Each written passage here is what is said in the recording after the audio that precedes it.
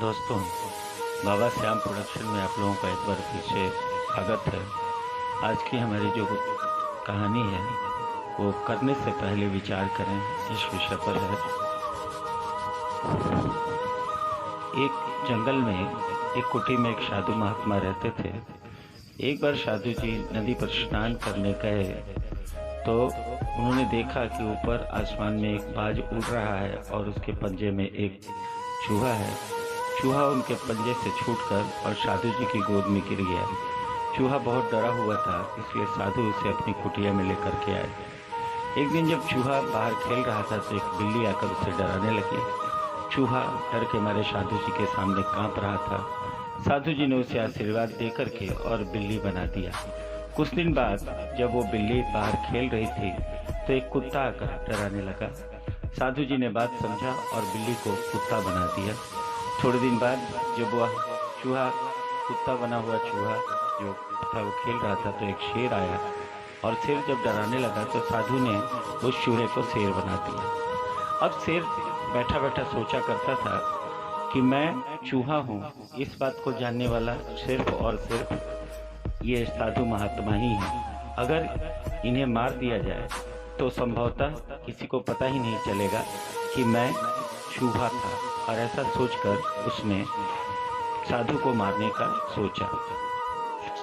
एक रात जब साधु अपनी कुटिया में सो रहे थे, गहरी नींद में थे, तो वहाँ शेर आया और शेर ने साधु महात्मा को मारने का प्रयास किया। साधु जी अचानक से उठ गए। उन्होंने शेर को देखा और वो शेर का इरादा समझ लिए। उन्होंने शेर को फिर से चूहा बना दिया और चूहा वहाँ से वापस जंगल में चला गया। दोस्तों, मनुष्य का स्वभाव भी बहुत ही विचित्र होता है। हम सबसे पहले उसी का बुरा सोचते हैं जिसने जाने अनजाने में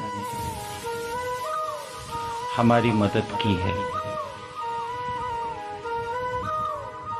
आदमी चाहे कितना भी पैसे वाला क्यों न हो जाए, उसका स्वभाव कभी नहीं बदलता। हमारी सोच, हमारी परवरिश पर निर्भर करता है। जैसी परवरिश होती है वैसी ही सोच होती है। किसी कवि ने क्या खूब कहा है, ऊंचे कुल का जन्मिया करनी ऊंच न होए, सुबरन कलश सुरा भरा साधु निंदे सोए। यानी सिर्फ ऊंचे कुल में जन्म लेने ही काफ़ी नहीं है, हमारे कर्म भी उसके अनुरूप होना चाहिए। जैसे सोने से बना कलश भी केवल मदिरा रख देने भर से निंदा का पात्र हो जाता है। किसी के द्वारा किए गए उपकार को मानिए, स्वीकार कीजिए, जीवन बहुत खुशहाल हो जाएगा।